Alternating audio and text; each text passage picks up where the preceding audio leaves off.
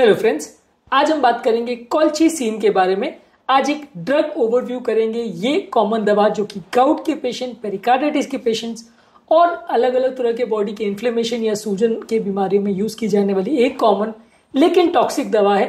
आज बात करेंगे दवा के क्या काम करने का तरीका है, किस किस बीमारी में इसका प्रयोग होता है, क्या डोज में इसका प्रयोग होता है और इसके क्या इफेक्ट्स और साइड इफेक्ट्स हैं। ये सारी चीजों पर हम बात करेंगे। टॉपिक पर जाने से पहले जो लोग हमारे चैनल पर नए हैं उन्हें रिक्वेस्ट करूंगा कि चैनल को सब्सक्राइब करें, वीडियोस को लाइक करें, शेयर करें, फॉलो करें, कमेंट करें, पूरा देखें। टॉपिक इंपॉर्टेंट है, इसके एंड तक देखिएगा। चलिए शुरू करते हैं इंपॉर्टेंट वीडियो।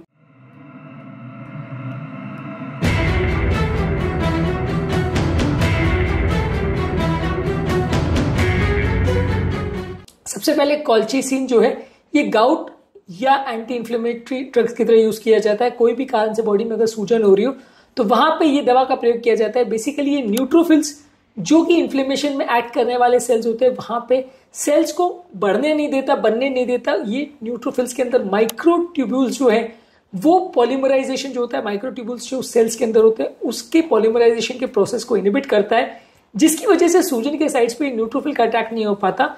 वैसे तो ये न्यूट्रोफिल आपका इन्फ्लेमेशन में मदद करते हैं, अगर कोई हार्मफुल चीज है उसको मारने में मदद करते हैं, लेकिन जब ये बहुत ज्यादा हो जाते हैं तो ये इन्फ्लेमेशन की वजह से सिस्टम डैमेज होने लगता है। ज्यादातर इन्फ्लेमेटरी डिसऑर्डर्स में ये बड़ी प्रॉब्लम होती है कि एक्सेसिव इन्फ्लेमेशन या सूजन बॉडी में होता है। ये कॉल्चिसिन वो सूजन या जो इन्फ्लेमेशन है उसको कम करने में मदद करता है। ज्यादातर ये यूज किया जाता है जब सीवियर गाउट का अगर किसी को अटैक हो, यानी सडन अगर किसी को गाउट का फ्लेयर अप हो गया हो तो वहां पे गाउट के अटैक को कम करने में यूज किया जाता है। जब गाउट का अटैक के साइन दिखते हैं तो तुरंत इसको लेने से आपको सबसे बेस्ट फायदा मिलेगा। इसके अलावा लो डोज में कॉल्चिसिन का प्रयोग किया जा सकता है अगर किसी को गाउट आने का या अटैक आने का चांस है तो गाउट के फ्लेयर्स को कम करने में मदद किया जाता है। खासकर अगर किसी व्यक्ति को हम यूरिक एसिड को कम करने वाली दवाइयां साथ में दे रहे हैं तो वो दवाई जैसे हम देते हैं तो तुरंत एक गाउट का अटैक आ सकता है, तो फ्लेयर अप को रोकने के लिए या सडन गाउट के अटैक को बचाने के लिए दवाई का प्रयोग किया जाता है। प्रोफाइलैक्सिस के लिए प्रयोग किया जाता है। ये दवा यूरिक एसिड के लेवल्स को कम नहीं करती है लेकिन इन्फ्लेमेशन को कम करके गाउट के अटैक को कम करती है। इसके अलावा एक इन्फ्लेमेटरी डिसऑर्डर है फैमिलियल मेडिटेरियन फीवर, जो कि फीवर की बीमारी है। उसमें पेन होता है छाती में और पेट में और जॉइंट्स में, इसमें भी काफी प्रॉब्लम्स आते हैं। इस बीमारी में भी इसका प्रयोग किया जाता है।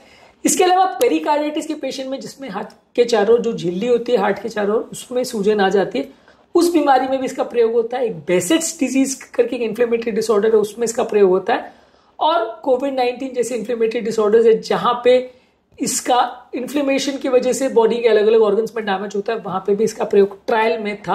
हालांकि बहुत कंक्लूसिव एविडेंस कोविड-19 में इसका नहीं है, लेकिन फिर भी इसका प्रयोग वहां पे भी किया गया था। इसका डोज क्या है? यदि गाउट के अटैक के टाइम आप प्रयोग करें तो 1.2 milligram first sign of gout पे आप उसको देते हैं। उसके बाद 1 घंटे के बाद 0.6 मिलीग्राम का सेकेंड डोज देते हैं। मैक्सिमम 24 घंटे के अंदर 1.8 मिलीग्राम या 2.4 मिलीग्राम से ज्यादा एक्सीड नहीं होना चाहिए 24 घंटे के अंदर। अगर गाउट का प्रोफाइलैक्सिस आपको करना है तो 0.6 मिलीग्राम ट्वाइस डेली दिया जाता है। गाउट के फ्लेयर को रोकने के लिए इसका 1.2 मिलीग्राम मैक्सिमम डोज तक दिया जा सकता है। फैमिलियल मेडिटेरियन फीवर में भी 1.2 मिलीग्राम से मैक्सिमम 2.4 मिलीग्राम को ट्वाइस डिवाइडेड डोज में दिया जाता है। अगर किसी व्यक्ति को किडनी का प्रॉब्लम है और किडनी इंपेयरमेंट है तो वहां पे इसका डोज को कम करना पड़ता है। ये दवा अपने आप में काफी ज्यादा टॉक्सिक है, इसलिए इसके साथ सिग्निफिकेंट इश्यूज आते हैं। कॉमन साइड इफेक्ट्स में पेट में दर्द होना, उल्टी होना, दस्त होना या उल्टी जैसा लगना, पेट में दर्द होना, फटीग होना, कमजोरी सुस्ती होना और सर दर्द होना, ये कॉमन साइड इफेक्ट्स हैं। सीरियस साइड इफेक्ट्स में ये आपके बोन मैरो को सप्रेस करता है, जिसकी वजह से माइलो सप्रेशन होता है, ल्यूकोपीनिया होता है, थ्रोम्बोसाइटोपिनिया होता है, एप्लास्टिक एनीमिया होता है, यानी बोन मैरो जो है काम करना बंद कर सकता है। न्यूरोमस्कुलर टॉक्सिसिटी कर सकता है जिसमें मसल्स में डैमेज होता है, रैप्डोमाइलिसिस हो सकता है।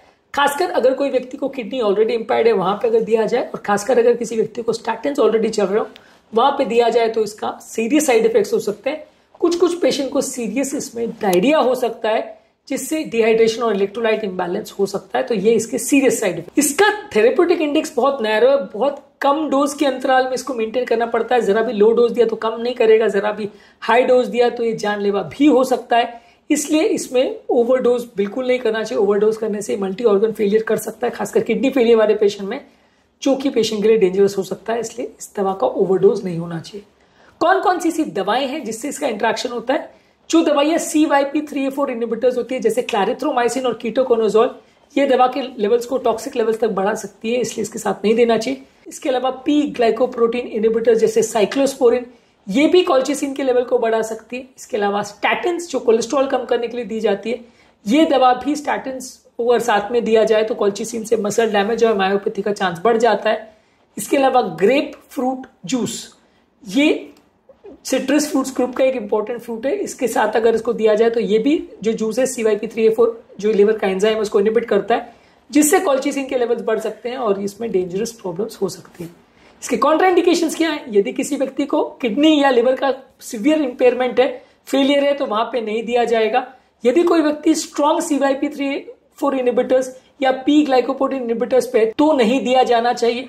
प्रेगनेंसी के दौरान नहीं दिया जाना चाहिए, या यदि किसी व्यक्ति को ऑलरेडी से एलर्जी है या हाइपरसेंसिटिविटी है तो उसको नहीं दिया जाना चाहिए। दवा देने के बाद आप पेशेंट का कंप्लीट ब्लड काउंट चेक करेंगे, देखने के लिए कि माइलोसप्रेशन तो नहीं हो रहा। पेशेंट का किडनी फंक्शन चेक करेंगे अगर किसी का किडनी फंक्शन ऑलरेडी कॉम्प्रोमाइज्ड है, और पेशेंट की मॉनिटरिंग करेंगे मसल एंजाइम्स की अगर किसी व्यक्ति को रैप्डोमाइलिसिस का रिस्क है। पेशेंट को एजुकेट करने के हिसाब से आप इसके डोजेस के बारे में पेशेंट को समझाएंगे, इसके गैस्ट्रोइंटेस्टाइनल साइड इफेक्ट जैसे नोजिया, वॉमिटिंग, डायरिया ये है इसको बताएंगे, ड्रग इंटरेक्शंस क्या क्या हो सकते हैं उसके बारे में बताएंगे, और यदि कोई टॉक्सिसिटी उसकी हो तो उसके क्या साइन एंड सिम्टम्स होते हैं उसके बारे में पेशेंट को जानना आवश्यक है दवा को चालू करने से पहले। बेसिकली ये दवा काफी इफेक्टिव है यदि किसी व्यक्ति को गाउट का प्रॉब्लम है, कई बार बहुत लंबे समय तक भी दी जाती है। अगर कई बार किसी को गाउट का अटैक है तो तुरंत उसके प्रॉब्लम्स को कम करने के लिए दी जाती है, लेकिन थोड़ी टॉक्सिक दवा है, डेंजरस साइड इफेक्ट्स हो सकते हैं, इसलिए इसको सोच समझ के डिस्कस करके तभी दिया जाना चाहिए, नहीं तो प्रॉब्लम्स हो सकती है। तो अंत में ये डिस्कस करेंगे कॉल्चिसिन एक इंपॉर्टेंट दवा है जो कि गाउट, फैमिलियल मेडिटेरियन फीवर और इन्फ्लेमेटरी डिसऑर्डर्स और पेरिकाइटिस में प्रयोग करते हैं। टॉक्सिक दवा है इसलिए खाली इमरजेंसी स्ट्रेस में प्रयोग करते हैं। लो डोज में इन्फ्लेमेशन को कम करने के लिए भी इसका प्रयोग हो सकता है, लेकिन साइड इफेक्ट्स के बारे में जानना, समझना और पहले से प्लान करना आवश्यक है। आज के टॉपिक में हमने बात करी गाउट के लिए इंपॉर्टेंट दवा कॉल्चिसिन के बारे में। इसके अलावा गाउट के लिए अलग अलग जो बाकी मेडिसिन है जैसे कि प्रोबेनिसिड, एलोपेरिनॉल और फिब्रोक्सोस्टैट, उस पर हमने अलग वीडियोस के, इनको भी जरूर चेकआउट करें। उम्मीद करूंगा कि आज के टॉपिक में कुछ नई बातें जानने को मिली होगी। जो लोग हमारे चैनल पर नए हैं उन्हें रिक्वेस्ट करूंगा चैनल को सब्सक्राइब करें, वीडियोस को लाइक करें, शेयर करें, फॉलो करें, कमेंट करें तुरंत।